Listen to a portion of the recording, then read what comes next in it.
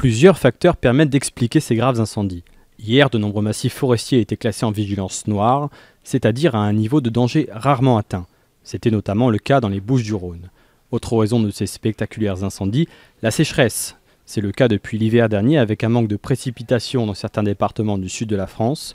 Alors certes, il a plu entre 3 et 7 mm il y a 6 jours, mais ces pluies se sont trop rapidement évaporées. Les fortes chaleurs favorisent aussi ces feux de forêt. Il a fait jusqu'à 35 degrés la semaine dernière dans les Bouches-du-Rhône, 28 dans l'Hérault. Enfin, facteur principal, le vent fort qui souffle régulièrement dans ces régions. Les deux, cet effet Venturi, ce vent qui s'engouffre dans le couloir rhodanien avec un Mistral très violent.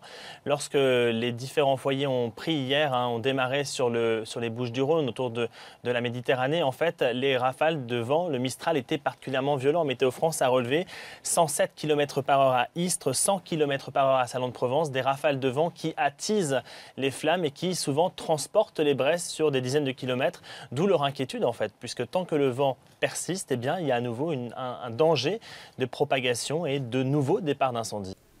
Le vent a déjà diminué aujourd'hui, mais le temps va rester très sec et surtout très chaud ces 7 prochains jours, un temps favorable à la reprise des incendies.